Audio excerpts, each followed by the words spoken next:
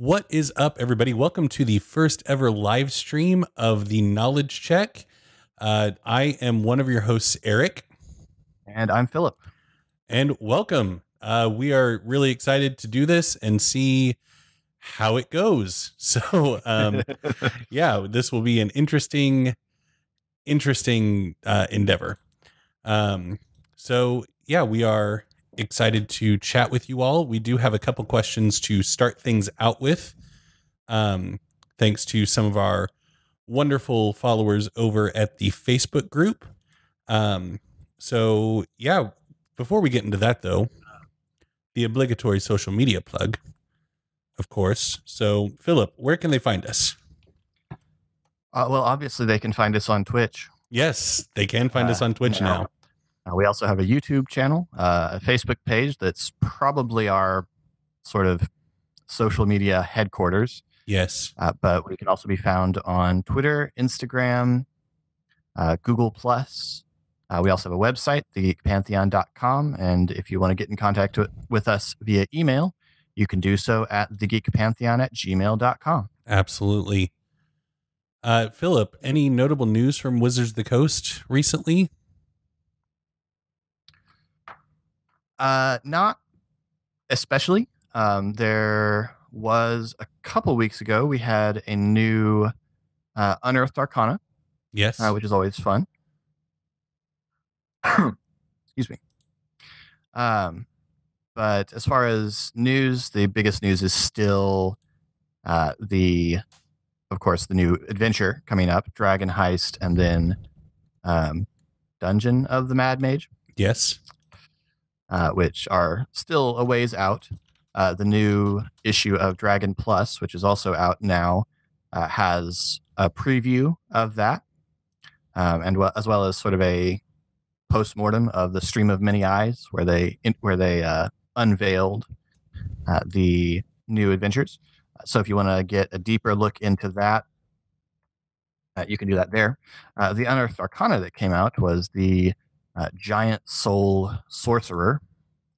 So we're getting another sorcerer type in which instead of dragon-blooded or something like that, you can be giant-blooded. Yes. Which is pretty cool. And you select, like, it looks a lot like in kind of its basic setup, the Dragon Sorcerer, because you select your type of giant and that affects what spells you get at first level, as well as a third level spell, and your 6th level ability likewise connects to the type of giant that you are.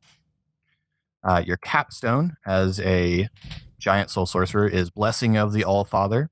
At 18th level, your constitution score increases by 2 to a maximum of 22. In addition, you can now use Rage of Fallen Ostoria, which is your 14th level power that makes you get gigantic. You become taller, you get faster, you have greater strength. You basically become it kind of works like a barbarian rage. And you can use it twice between rests, but no more than once a turn. So you get to use that more often. And if you use that feature while under its effects, it increases your size, hit points, reach, and walking speeds. And these are all cumulative. So, yeah, basically you just get to be even bigger and stronger. Because that's what every D&D character needs. So it's another fun option if you wanted to play kind of a melee, tough sorcerer, kind Fair of like enough. the stone sorcerer from earlier on. Yes. Okay, well, we don't have anything for you from the DM's Guild this time around because I dropped the ball trying to, get the stream set up and everything. So apologies. But that just means we can get to your all's questions that much quicker. So why are you so mad at me? Just be happy that we're going to answer some questions. So Philip, the first question that we have comes from one of our amazing patrons, Darren, who started off asking general questions, like anything to do with tabletop RPGs, anything in all caps, which I foolishly said, go nuts. So we'll see what kind of questions we get.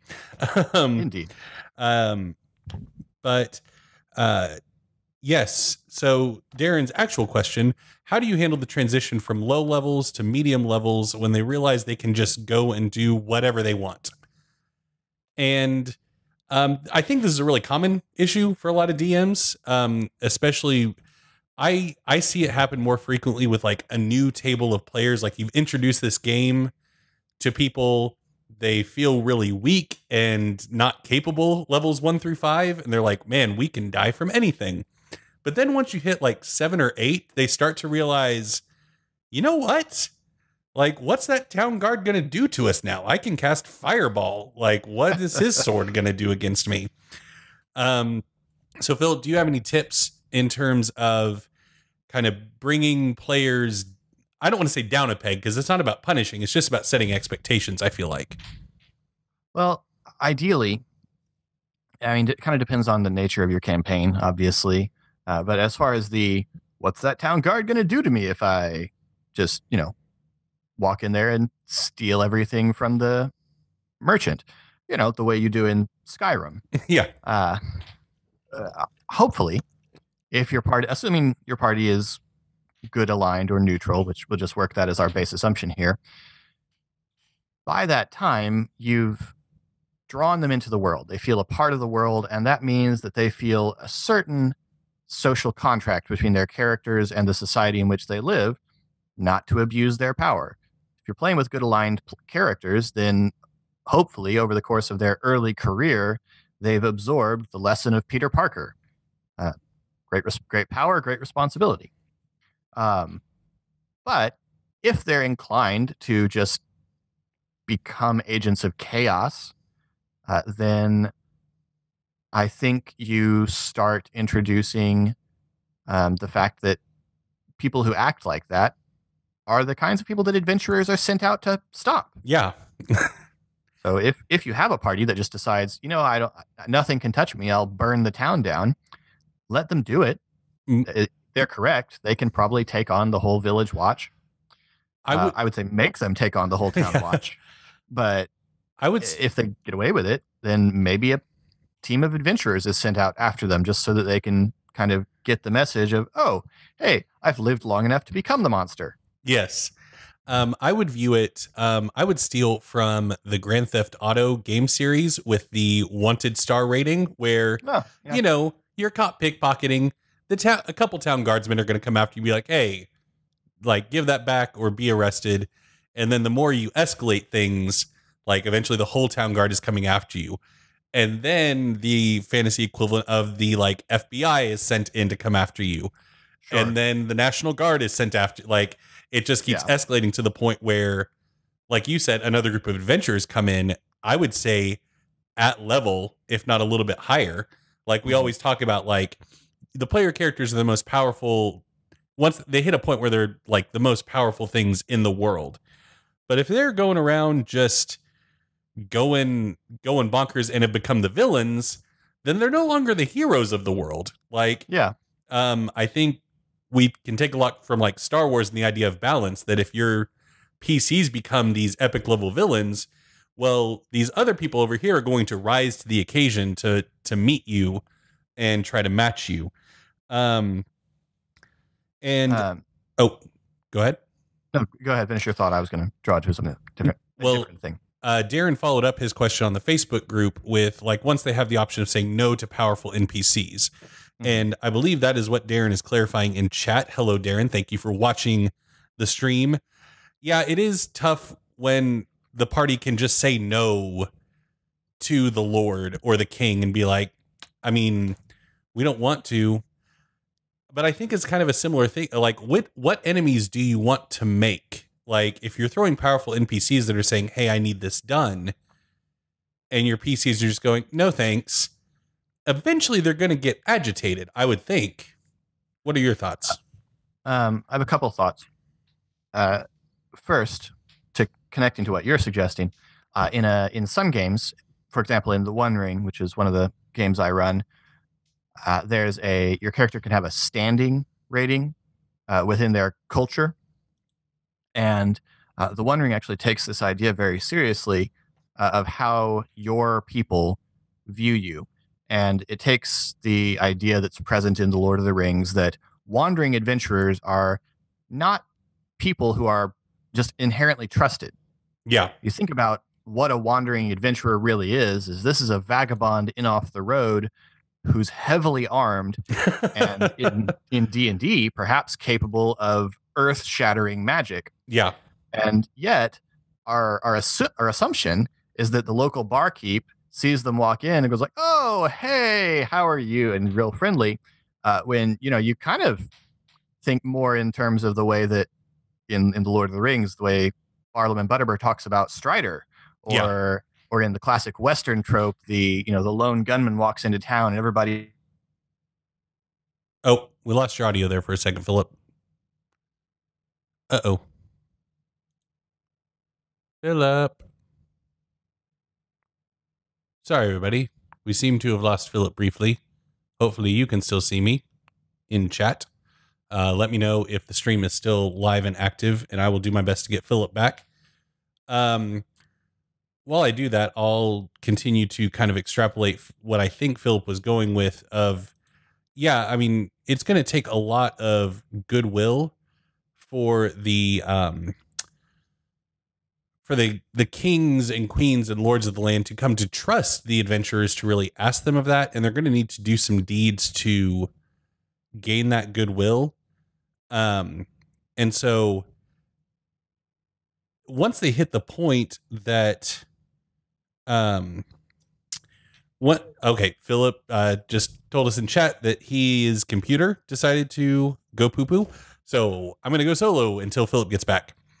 So it takes a lot for the PCs to get that kind of cachet, and they should be attracting, I feel like, powerful NPCs that align to their goals. So if they do become kind of these agents of chaos, the powerful NPCs are also going to be very high-ranking agents of chaos. It was nice while it lasted, Dibbly Shoelace. Philip will be back, everybody. J4C, I know who you are. But if they are agents of chaos, it's going to be like a thieves guild or somebody of that nature that is going to, somebody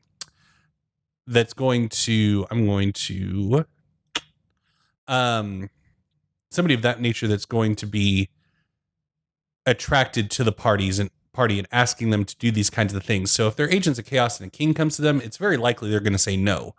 I think part of the impetus on us as dungeon masters is to present them with NPCs that they will be attracted to hop over to a different property that we do in the form of Eberron Renewed. Spoilers for the recent-ish episodes. I mean, King Borinel becoming a player in the story was because I knew that I had players that would regard King Borinel in a high enough light to not want to say no to him. If I would have brought another member of the royal family, the leader of Karnath or Ondair, I wouldn't have known whether or not they were going to say yes to them. And you go back to early episodes, I introduced Rukenair Clarn, the prime minister, that wasn't very well regarded, but the PCs were low enough level to where he could kind of flex his weight. And I think that's another important thing is the powerfulness of the NPC needs to be in regards to the width of their power. How much influence do they have to make the PC's life really terrible moving forward if they do say no? Because ideally you want your PCs to be like, yeah, sure, we want to work with this person. It's awesome. But you need to have that backup plan of like, well, if you say no, then this army is going to be coming after you. Hey, Trev buddy. Sorry, Trevor, for spoiling some of the podcast. But yeah, so that's where I would take it. I'm really trying to keep this question alive until Philip gets back on the stream, because I know that he has some really good insights into this. But for me, when the party starts saying no to powerful NPCs, it depends on where the powerful NPCs fall in that spectrum, because you want to be able as a dungeon master to plan those game hooks, to plan those things that you think the party is going to latch onto, And when they do say no, he's like, nope, we're going to go do this. It can be frustrating. But at the same time, I have a story from Unfinished Wars, the 3-year campaign that Philip and I ran really early on. This may have been my second or third time being a dungeon master. I wanted the party to go into the Mournland in Eberron, which is just post-apocalyptic wasteland, gray mist everywhere, undead things. Just, it's a terrible place. Nobody would want to go there. And they're retrieving this artifact that can basically, it's like a Pokeball, but for dragons. So in this campaign, Rukener Klarn was like very evil. And so he wanted this artifact for totally good purposes, he promised. Well, one of the players, after I presented the mission to them, turned to me and said, well, it's clear that this is what you want us to do, so I guess we're on board. And that crushed me as a dungeon master. Like, that was heartbreaking to hear, because that you never want to get that level of meta of like, we know you spent all this time planning this. Our characters would never do this, but I guess we're going to do it. So it's about having that buy-in of presenting things in a light to where the party is going to want to go after them and enjoy doing it. Because if I had had maybe a better NPC that the party trusted present this mission with completely different motives, but, you know, once they return the artifact and it's in transit, oh no, now Rukener Klarn has his hands on it.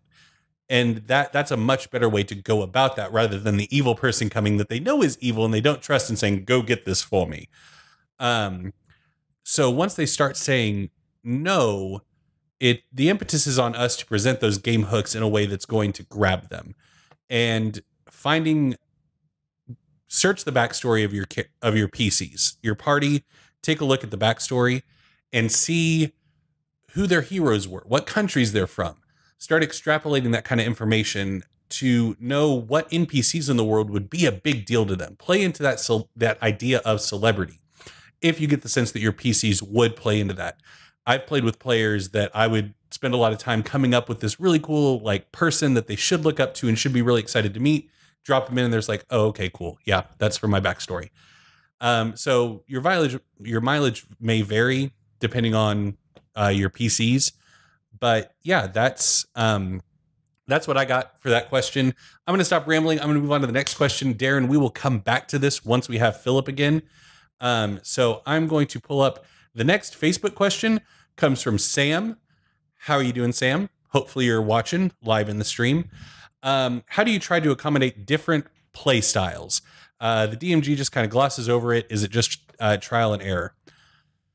This is 90% of being a DM, because if you're not presenting the story that you created in a way that's going to engage all of the players around your table, it's going to be, a horrible session. And it's really tough when you have players of differing. Oh, we got Philip back without sound.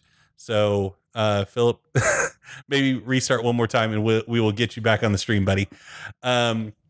So I would say having the wherewithal to know which players have different play styles and kind of going with the spotlight method. Do I have sound? Oh, there we have sound from Philip. Let me get Philip back on the stream. Hello, Philip. Hello. Okay, Sam, we're going to put a pause. We're going to put a pause on Sam's question real quick. Double back to Darren. Finish up Philip's thought on what do you do when your party starts saying no to powerful NPCs, and then we will swing back around to you, Sam. Okay. So Philip, we lost you when you were talking about how Strider is regarded in the bar. Yeah. Or the same concept in a Western. The gunman walks into town, everybody clears the streets, boards up the windows, that kind of thing. Adventurers will have needed to work to prove themselves trustworthy. And I think it's, you could totally adapt a standing rating in your setting pretty easily that basically just says the degree of trust that a community or a leader or something like that has earned with you, or you've earned with them. And if you start refusing to help them, then that's going to drop. And as a DM, you just need to come up with some concrete benefits that would exist if your standing rating is high enough, whether that be simple as discounts at shops, or simply the surety that these people are not, like, you get to a certain level, the DM just assures the players this community is not going to sell you out. I would personally go back to 3.5 and look at the organization mechanics there for, I know there's a lot of them for Eberron. I'm not sure. I don't know if that's an Eberron specific thing, but there were different levels of favor that you gained with the dragon marked houses and with the different governments. And they gave you really cool breakdowns of like, this is what you get at this level. This is how much favor that costs. And so it was a really cool living system. So go check that out and steal that. As we are want to do here on the knowledge check. Any other thoughts for Darren's question? No, that was more or less what I was thinking about, was the idea of standing with a community or with a government or a faction of some kind. Darren, I am also enjoying the live stream format, so thank you for that. Hopefully we can continue this. Cuddly Evil, I have actually not been following Critical Role recently. Philip, can you speak to this, of Critical Role running into this problem recently with the MN choosing the gentleman over the Empire? Or are you behind? I'm up to date, but I don't know that that is this problem. I don't know that Matt Mercer was saying they should go become soldiers. I think probably by the time he offered them that choice, it was really obvious, especially to someone who is as good a DM as I think Mercer is, that this was not a party that was going to help save the system. And so I doubt that, I mean, he may have been, and I haven't been watching the after show where they talk about it, but he might have been surprised. But I would bet that he wasn't surprised that they turned him down on joining the army and went to work for organized crime instead. I was not surprised in the least that they chose that path. This is as a group, none of these people are heroic. Yeah. Like as characters, none of them have developed heroic characters. They've all gone hard to the other side from what their Vox Machina characters were, because they all want to just play in that sandbox. If I was in Mercer's shoes and I was hoping to eventually draw them into that conflict, which he probably is, that was probably why he introduced it here, is basically, if you don't go do something about it then, eventually it's going to come find you at home. Yeah. So if your party is just ignoring a problem, eventually the problem is going to hit closer and closer to home. Yeah. Okay. So Philip, I had moved on to Sam's question on the Facebook group of how do you try to accommodate different play styles, talking about how the DMG just kind of glosses over that. So I was about to launch into the spotlight method, where if you have somebody that is more of an actor and somebody that is a storyteller and somebody that is a optimizer, you're never going to, let me correct myself. I'm here. You will have to be a deft dungeon master to accommodate all those playstyles in a single session. Yeah. That takes a lot of skill that I don't have. So I ascribe to the spotlight method, where when I sit down to plan a session, I think about who really got to shine in the previous session, and I move the spotlight over. Like if it was a really combat heavy, crunchy session, the optimizers got to come in and rep shop and do all kinds of crazy things in combat. Now it's time for a more role-playing one. Not exclusively, because you don't want your optimizers to be bored during the session, but the session's going to be more role-play focused, I think, is how I would play that. And then if it's the storyteller, historian type player, like the gentleman to my, I was pointing the wrong way, right over there. Then you have more of an exploration and role playing, like you learn about the history of the world, and you have like a cool dungeon that's not necessarily focused on combat, but more focused on information. Obviously, there's still combat and traps, but you just got to move the spotlight over one. Philip, what are your thoughts? First off, I die a little bit every time we have a session where we don't roll initiative. So if you're doing that on my behalf, please cut it out. I love the things that Barrett can do in combat. So yeah, that's the only time I can make the players on Eberron Renewed uncomfortable is by putting them in non-combat situations. So that Uh, I have a slightly different take on this because I don't find the construct of player types especially useful. Okay. Um, it's perhaps useful from the player side of just self-awareness. And it's useful kind of in the sense that those personality tests you take are useful of like, oh, well, yeah, I see this in that person. And it might be really useful if you were playing with people you don't know. Yeah. But in a home game, I know the people around my table well. I've known them for years. They're close friends of mine. So I don't plan sessions around player types. I plan them around players. I could, if, gun to my head, I could probably type my players.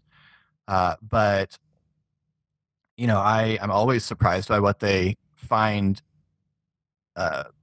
fascinating or enthralling about the story. And so what I'm thinking about is instead, this is going to be a dungeon that, Shara and Casey are really going to get into, or this is going to be a combat encounter that's really going to lend itself to the kind of player that Adam and Graham are. It's just the players. I know them. I know what they like, and I know what kind of stories they like.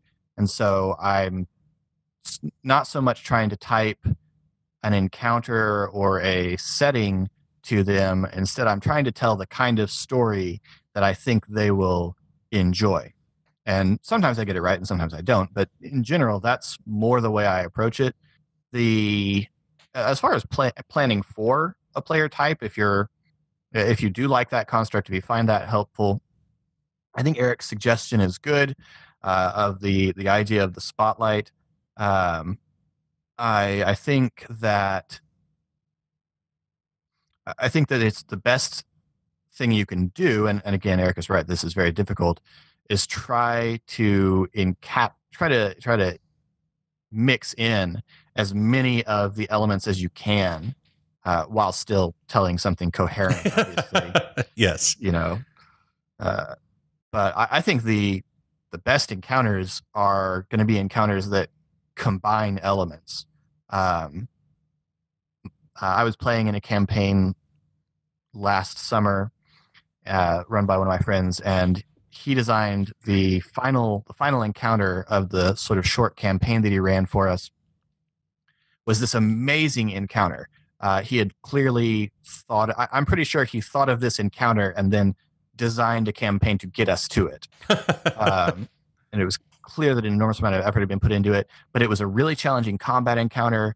But also there was a trap element to the whole thing where the environment was playing a strong role and your skills were coming in. So the players who had designed their characters around doing interesting things, or who liked to try and do something other than I swing my sword and smash it, had something to do.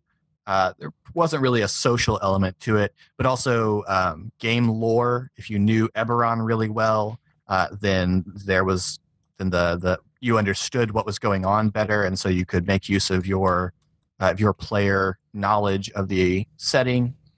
And so it really did a really good job of combining that exploration and history and puzzle and trap and combat all together. And obviously you can't do that with every encounter. But I feel like that's kind of my best case scenario, is making the players try to do things that reach into each of those types all at the same time. Mm-hmm.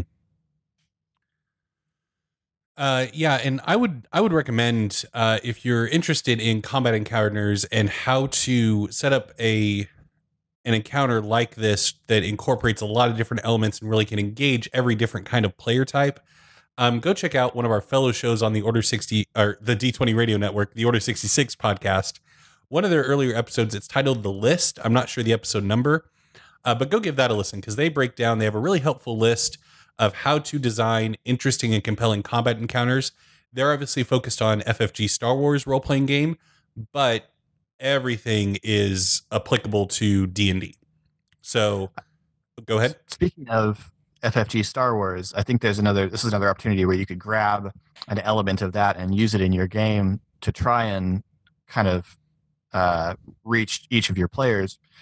So the morality system in FFG Star Wars has a component where, according to your different parts of the game, have different names for this, but essentially, according to your morality score, the DM is to roll at the beginning of each session, and whoever's morality score he rolls closest to is to have their morality as Tested. a part of this story. Yeah, tested in this story. And the players have designed what their trouble is. Yes. So maybe they're wanted, maybe they're tempted by the lure of power, or by or they're just too impetuous, that sort of thing. And so that causes the DM to try and basically play off of that character's personal baggage.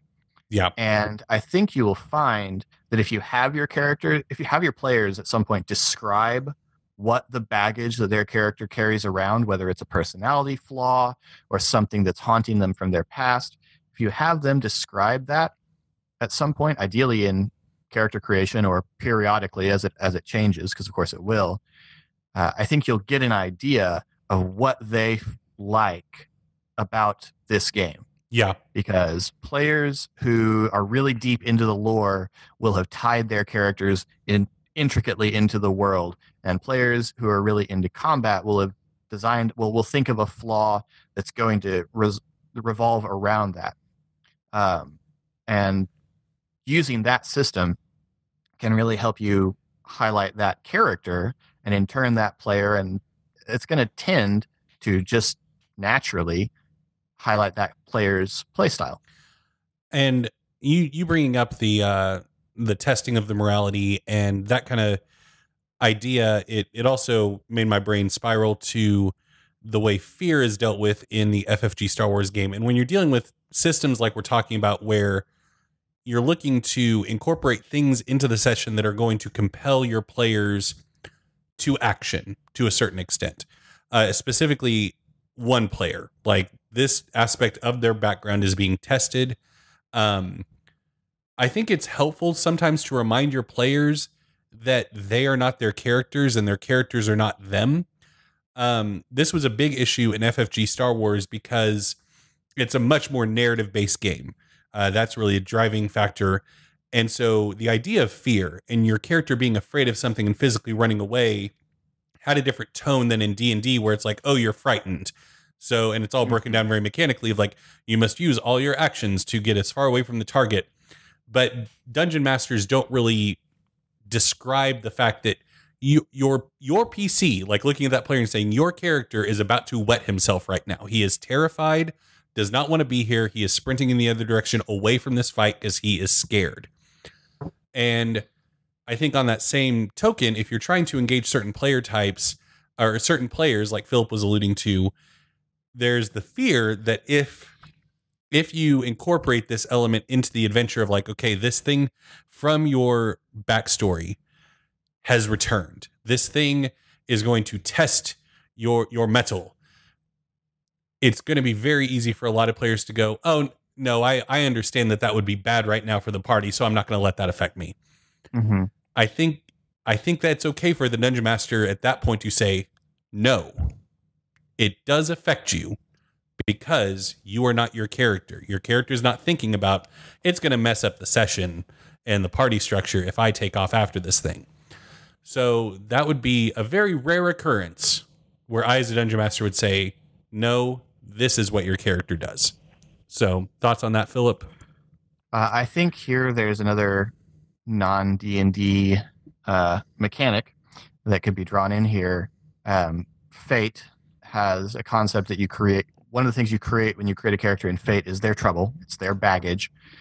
And the game master in Fate always has the ability to give the player a fate point in order to compel one of their aspects. Okay. So if your trouble aspect is that you're on the run from the law, just take a really easy one.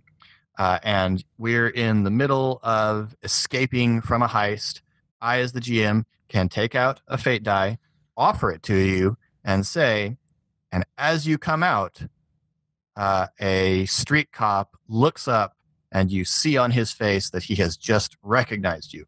And you as a player have the option to turn it down. But the fate points are valuable. They're how you play your own, they're how you activate your own powers and things like that.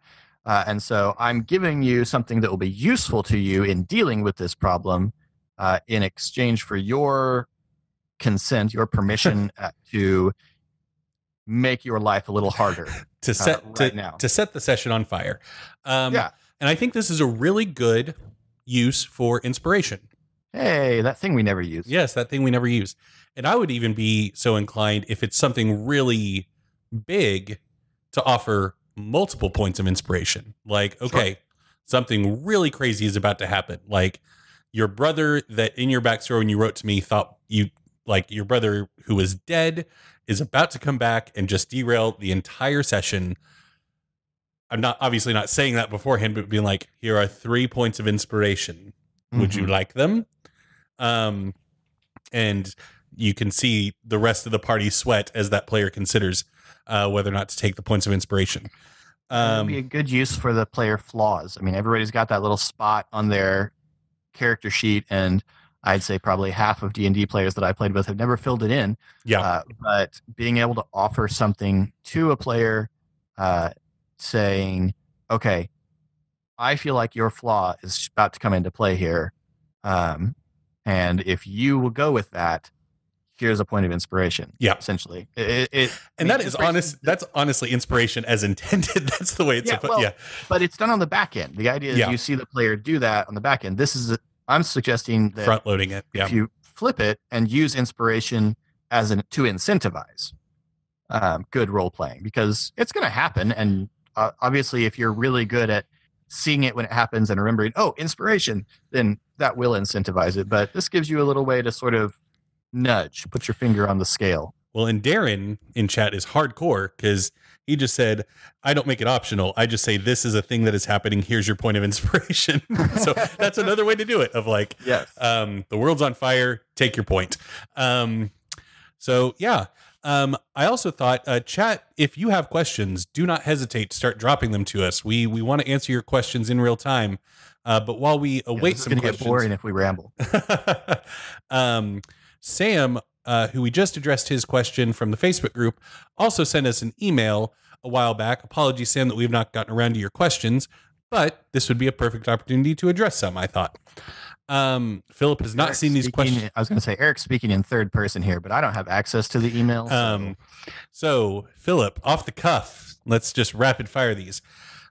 What's your opinion or advice that you think is valuable on incorporating diverse viewpoints into a campaign played by not particularly diverse players who might not be particularly skilled in role playing? I think my opinion is to find. Well, what's your opinion, Philip? I'm processing the question. Okay. Since I had access to the question, I think dealing with diverse viewpoints in a game that features players that aren't particularly diverse can be tricky. But I think the big thing, it honestly depends on what type of viewpoints you're wanting to incorporate into the campaign. But most settings have some level of allegory for a lot of real social issues that we deal with. And so having NPCs that represent those viewpoints that you feel comfortable getting into the skin of, because obviously you are going to be jumping into portraying a diverse viewpoint that may be your own or may not be. But I think, especially if you're playing with a party that you don't know super well, this gets a lot trickier because you need to be respectful of viewpoints. You don't want to have a player all of a sudden explode because you're mocking something that you shouldn't be mocking. But I in terms of not being particularly skilled in role playing, this is a little bit trickier because you're kind of turning the amp up to 11 before you've even tuned. Dealing with diverse viewpoints and trying to navigate issues like that I think, require some people who are able to buy into the world, buy into the universe, and are generally those type of people are better role players.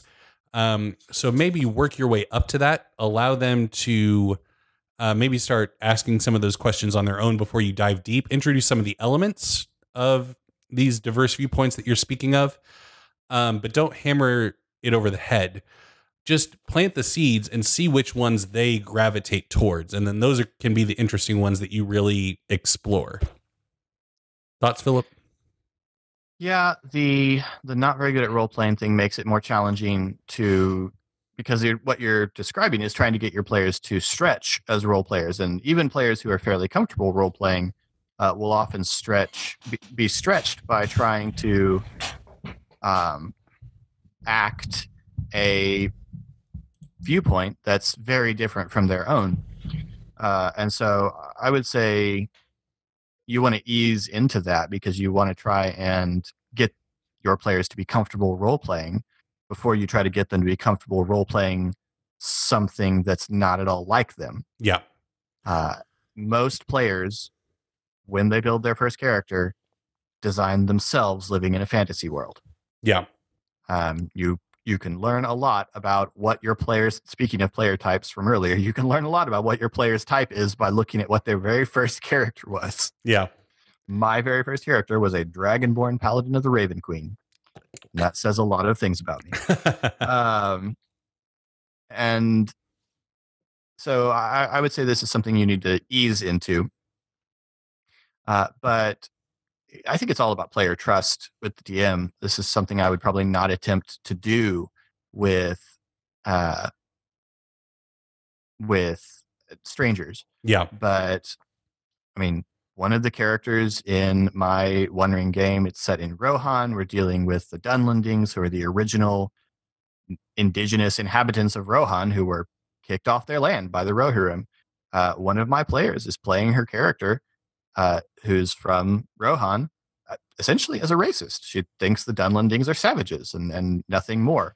And she's not particularly open to other opinions. That player is not a racist, but she's playing someone who has a viewpoint that's very, very different from her own. That's not a popular, diverse viewpoint, but it is one. Yeah. And it fits the world. And so that's another thing, is you just need to have players who are willing to be uncomfortable. Yeah. Or at least who aren't going to become personally offended when something in the game happens that would make them uncomfortable in life. And you just need to know what your players' limits and interests are. If that's something that's going to derail a game, then don't do it. Right? Yeah. I mean, don't sacrifice your game night on the altar of forcing your players to become comfortable with something they don't want to become comfortable with. Okay. Jumping down. Oh, we have a question in chat from Nico. Do you have any methods for gently nudging characters into those other roles? For instance, most of my playtime has been spent in a combat-heavy group, so I don't typically get to immerse myself in a character and role play. Is there a good way to blur those lines? In that instance that you're talking about, Nico, you can role play in combat. Like that's a really common misconception that those are two separate things. And if you just start engaging with the enemies, or if you're DMing, engaging with the players as the enemies and role playing while fighting, it's tough. I'm not great at it. I'm giving you this advice from a position of I need to remind myself constantly, like, oh, the bad guy should be saying things. And so, but you don't need to wait for the social encounters to flex your role playing muscles. Go ahead. I was going to say, decide that your character is tired of senselessly murdering everyone that you come across, and that you've decided to attempt a diplomatic approach. Yeah. Now, if if all the rest of your players just love combat and you start trying to short circuit every combat encounter, that might be a problem. But try to be diplomatic. Try to find creative ways around a combat encounter. You find out there are guards there, and the players are like, "All right, let's go murder them." And instead, you suggest, "Well, no. Why don't we try to find a way to scale the walls and sneak over? Find something suggest something an interesting way around the combat encounter, Yeah. whether that be diplomacy, whether that be the deployment of skills. Just try to get around combat encounters instead of going through them head on, maybe. But in my experience with combat heavy groups, I have found that role playing tends to have kind of a snowball effect. Like once the DM and one of the players really starts engaging and having a good time, smack talking during combat or doing tests of wits against each other, everybody else kind of wants to be a part of that. Like very rarely will you get a player who just outright says, roleplay is stupid. Why aren't we rolling dice? I want to move on. You might have somebody playing a character that's that way, but if they're doing that complaining in character, they've started role playing.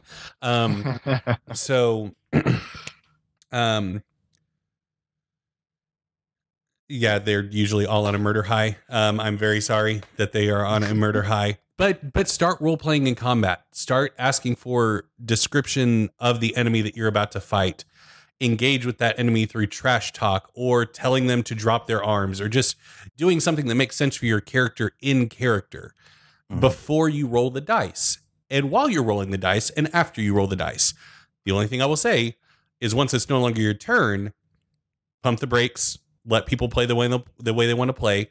But then as soon as the dungeon master attacks you on their turn, get back into it and just keep that rolling. And I think at least a few of the players in your group will catch the bug. In my experience, that tends to happen. So another idea is to begin to engage the other players, the other characters with role play, to sort of, corner them into talking to you in character so that you can engage back in a back and forth in character. And that will perhaps begin to nudge them in the direction of fleshing out their characters, their personalities, that sort of thing. Yeah. I will be right back. I'm going to put my daughter to bed. Okay. Well, then I will jump to Sam's next question and speak on that while Philip is gone. Sorry, everybody, that it's just me by my lonesome. I'm going to turn Philip's chat window off. Okay, so Sam's next question was, what's your advice for creating a world which entails heavy modification to a single class? An example being a world in which a lot of arcane knowledge is being discovered for the first time.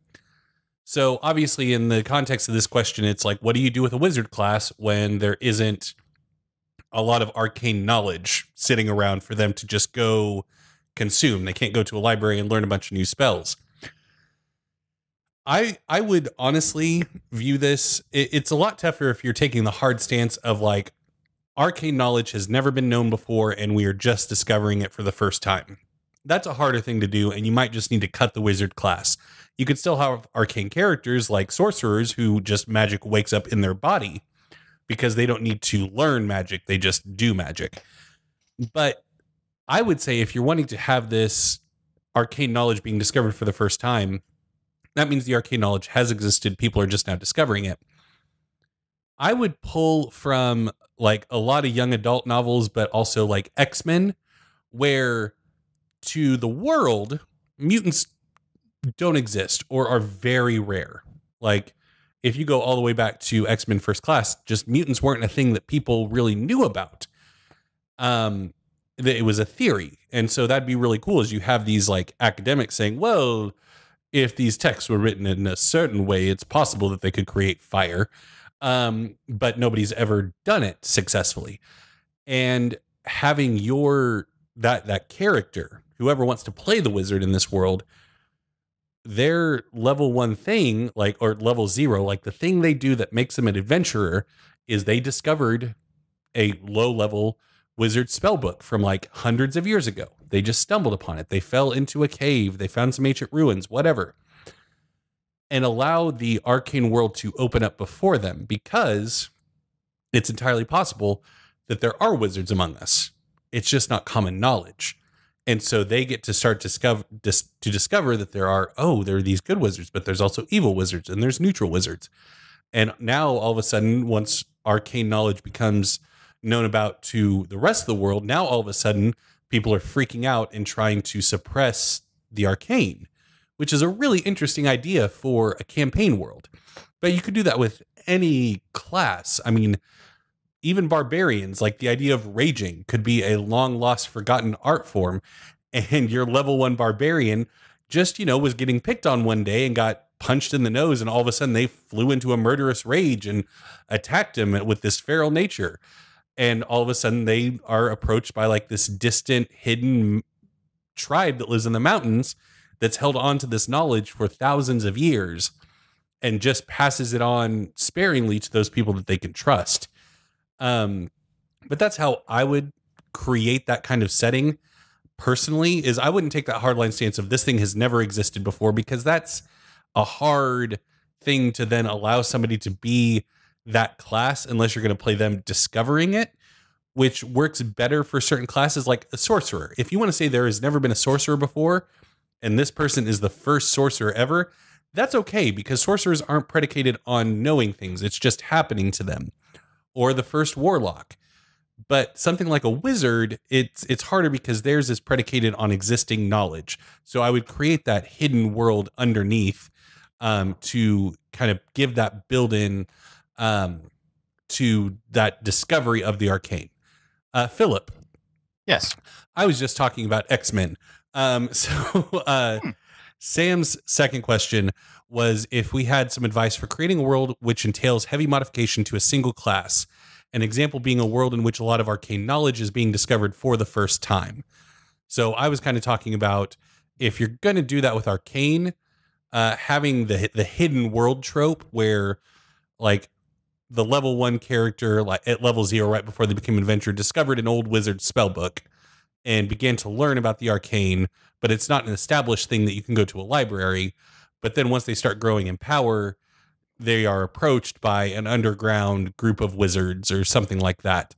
Now, if we're talking about the mechanics of, like, let's say necromancy is being discovered for the first time, like people have never mucked around with the necromantic arts. I mean, it's pretty simple of just telling your player you can't take any necromancy spells unless you want them to be the one discovering it, which is also an interesting story to tell.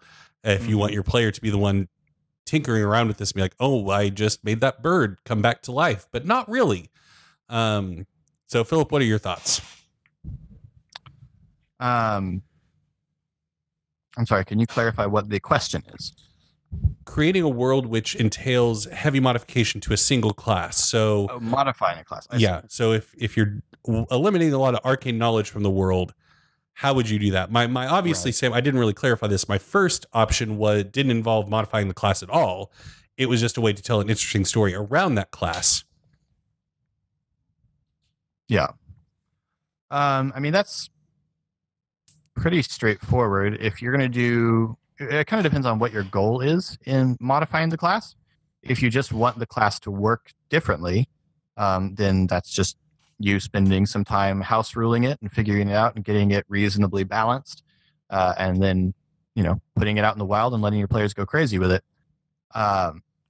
If you're looking to make it more about the story is about this class, this group of people having their powers modified or limited or something like that, then yeah, Eric's essentially you're just saying these class options are not available, and here's the story reason why. A good example of this for a setting that involves limiting class options is Dark Sun. Dark Sun has distant gods, so divine casters are extremely rare. In fact, if you have a player character who is a divine caster, they might be the only one on the planet.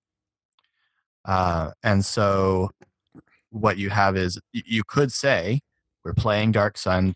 In this world, the gods are distant, so no one can be a cleric or a paladin. Yeah. You could just declare that by fiat. You're the GM, and you just set up the parameters of the world. As long as you're upfront about it, there's no particular reason your players should object. Or if you're playing a low fantasy setting and you don't want it to be easy to raise the dead, you say you can't raise the dead. Or a good example of this is something Keith Baker has talked about with the way that he plays Eberron, is that certain spells are limited to dragon-marked houses in his Eberron games. Yep. So you can't cast Raise Dead as a cleric.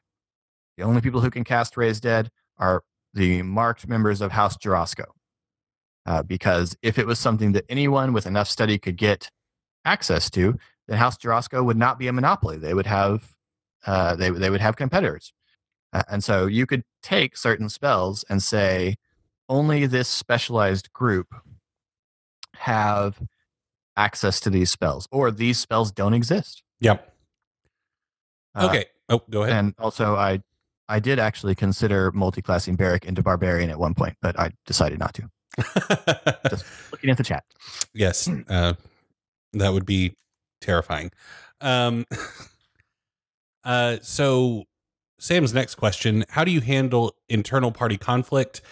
Have you ever made this the focus of a campaign? Do you ever let players not choose alignments? So I'd never make players choose alignments, and I honestly couldn't tell you what the alignments were of all of my characters, all the characters in my home game. I could describe with an alignment based on the actions of each character. Yeah. But I could not tell you what's written on all of their pages.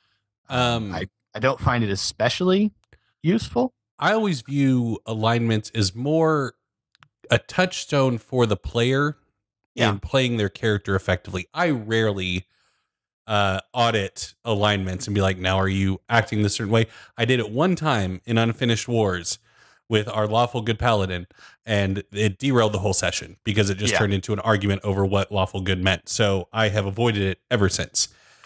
I mean, Barrack's character sheet says chaotic good. It did at the beginning. I'm not sure that's an accurate reflection of who he is. Yeah. I don't know. I'm not going to try to do it now because especially concepts of good are too vague in Eberron to clarify. But I don't think that's probably an accurate reflection of how I have played him. That was how I envisioned him when I built him before he had any flesh, when he was just a stat sheet. Yeah.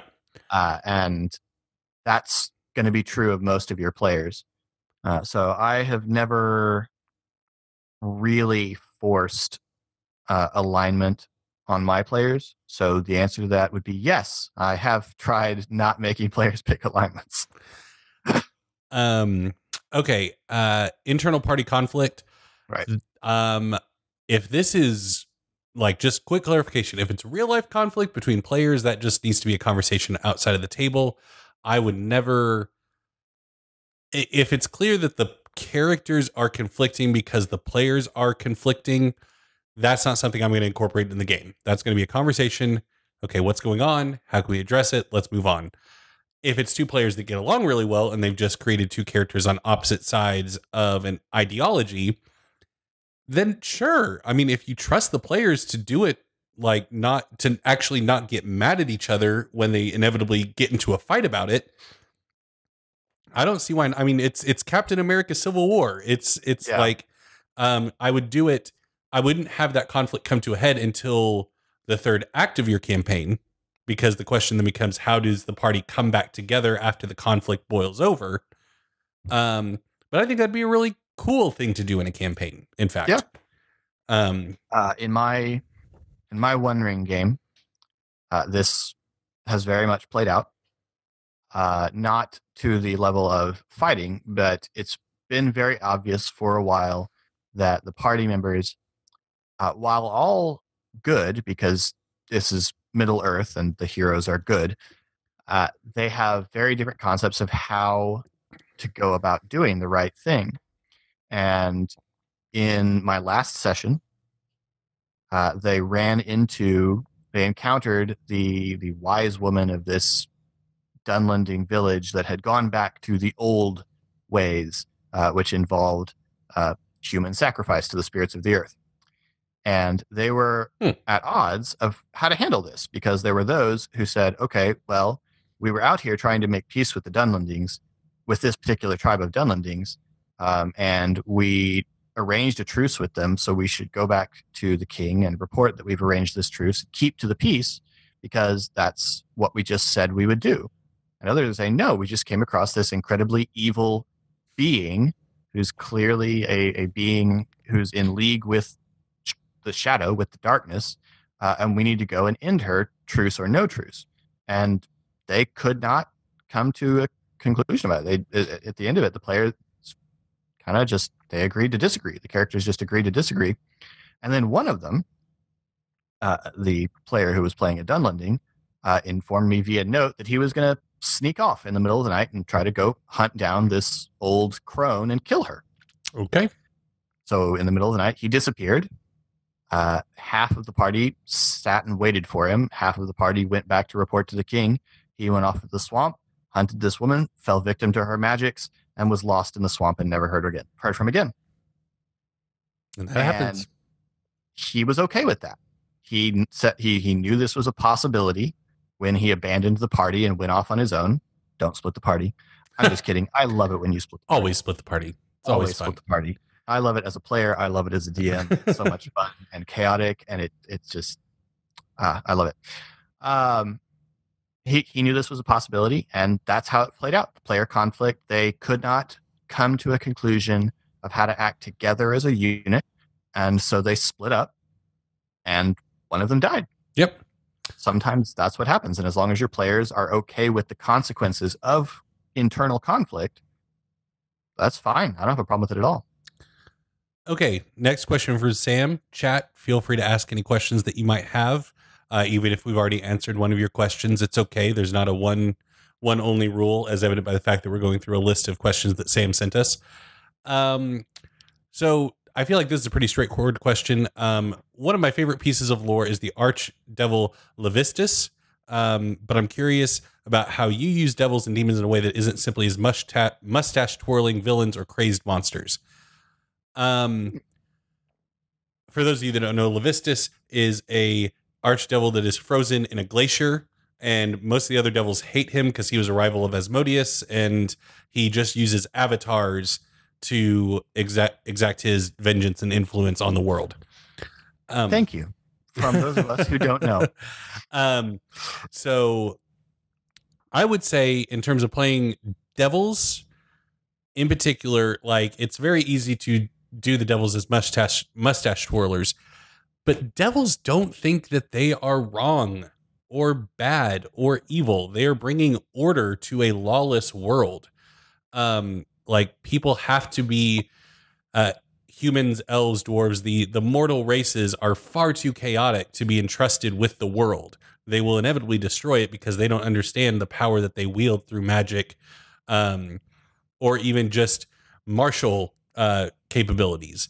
And so these devils coming in to be a big brother is too mustache twirler, but to provide a guiding hand on the world because people can't be trusted with it is much more interesting than like, we're going to take over the world. Because then you can do some interesting things with that, especially if you have an organization that is dabbling in the arcane arts to a destructive end. If it does seem like they are going to blow up the world, does the party side with the devils for a time to stop this, or do they try to fight a two-front war? And just go ask Napoleon how well that works out. So Philip, what are your thoughts on playing devils as not just snidely whiplashes? Well, Napoleon's problem was not a two-front war. Should not make history references in front of a history teacher. It's true. Or at least you should be prepared for my eyebrows to go up.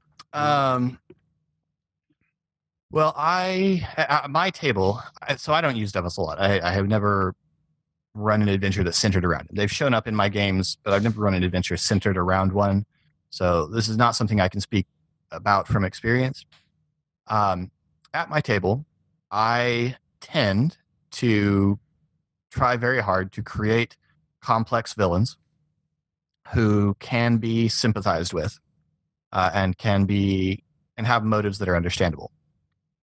Because of that, I think my players would consider a mustache twirling devil villain to be an immense relief, and would really enjoy just murdering him. Yeah. That said, I think that devils should be perceived. I would play a devil as a pragmatist. Yeah.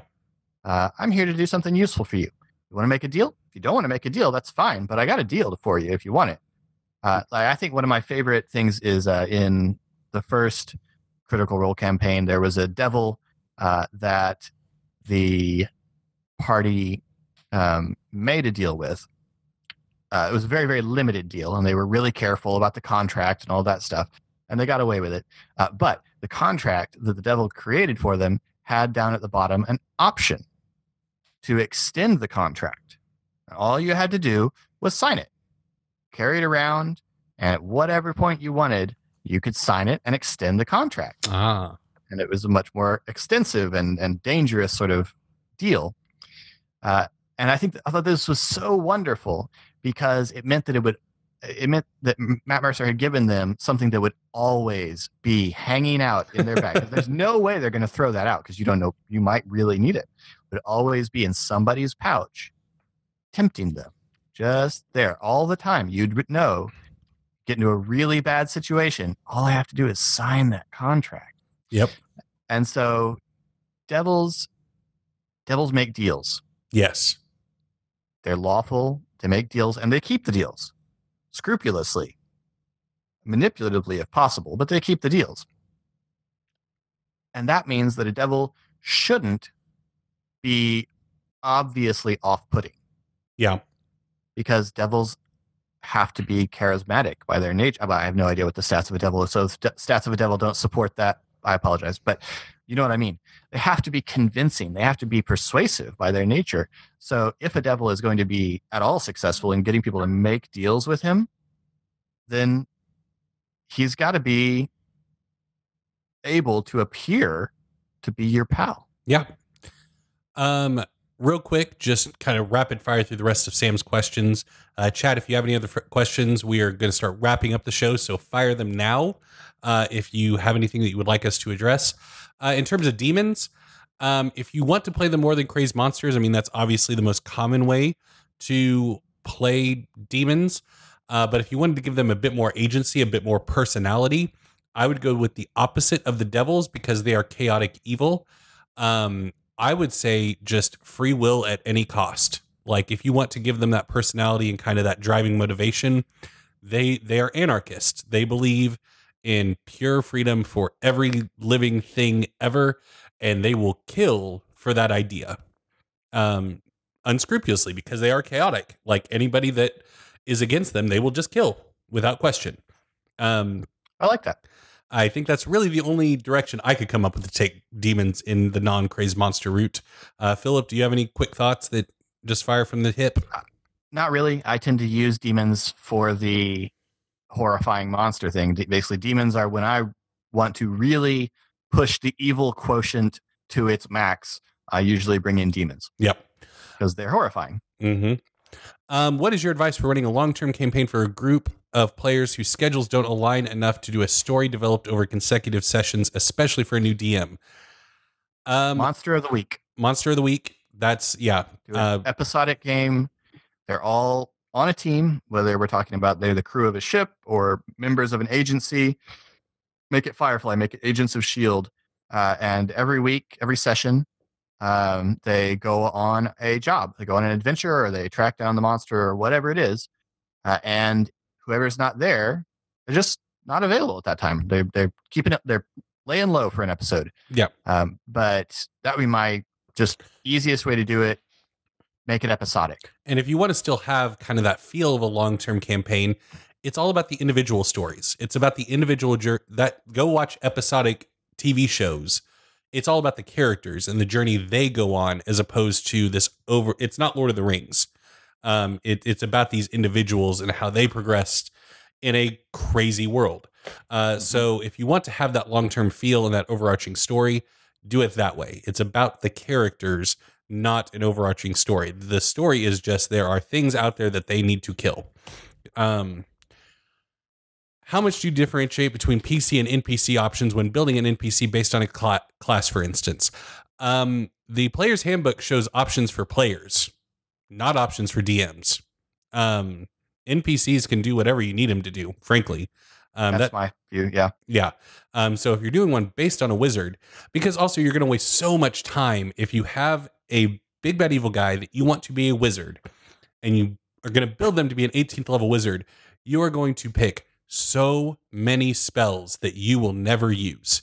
Yeah, you're going to get 5 rounds in a long fight, 6 rounds maybe. It's just the tendency is that they're going to blast him down pretty fast, or he's going to win pretty fast. It's gonna the fight's not going to last that long, and just pick the spells you want him to use. Just decide what you want him to try and do each round, and pick the spells that he needs for that, or frankly, declare the abilities that he has.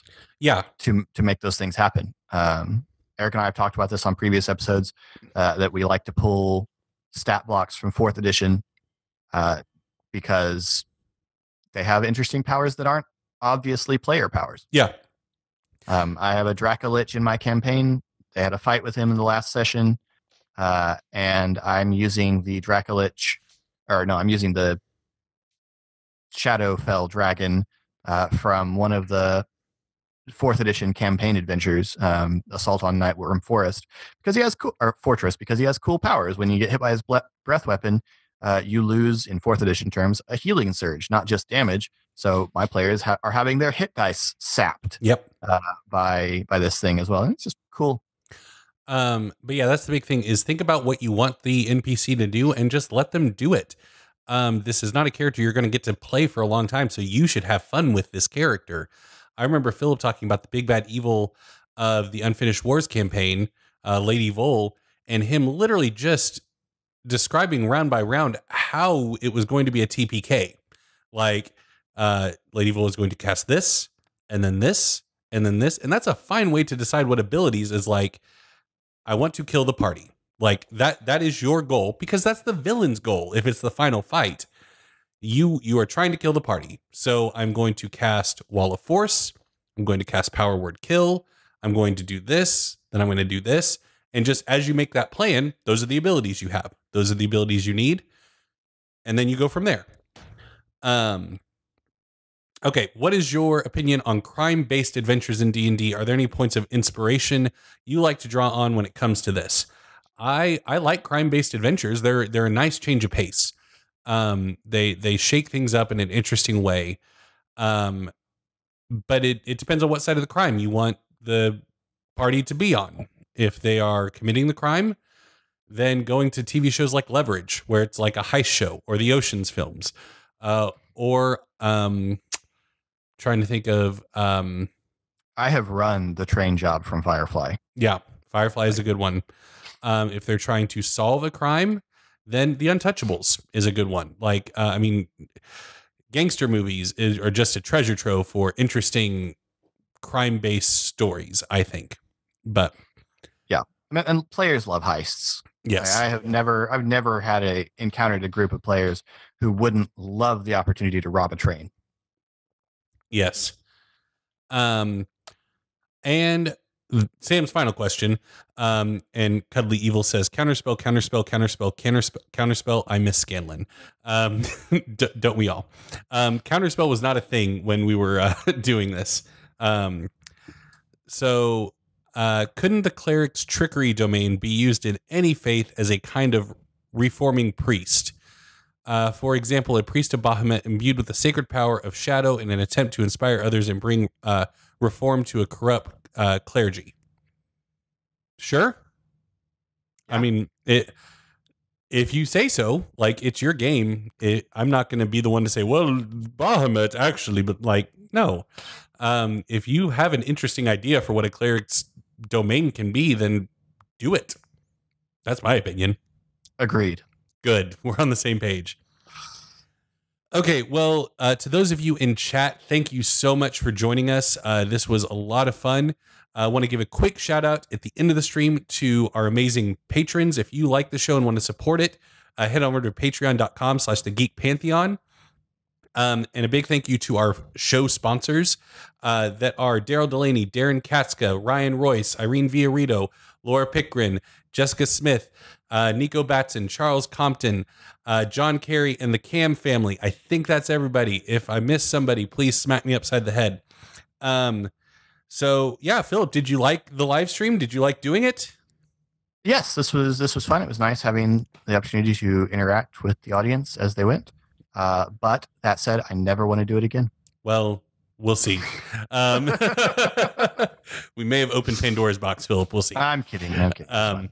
Yes, this was a lot of fun. Thank you to those of you who joined us live, but also thank you to those of you that are listening to it later, because we also like you a whole heck of a lot. So yeah. And there's a lot more of you. So, just the numbers. AK Wonder in chat, you were less awful than we expected. So thank you for being less awful. But yes, any last thoughts, Philip, before we end the stream? Nope. We need cool sign-offs. Like the guys over on Order 66 have cool sign-offs. We don't have anything. I mean, it's true. I say we'll see you next time, I guess is my thing, but yeah, that's so innocuous. So, yep. We'll roll those dice next time. No, that doesn't work. We'll work on it. Now that we do live performances. So yeah. Well, thank you all so much for listening. Once again, I'm Eric. And I'm Philip. And we'll see you next time. Excelsior.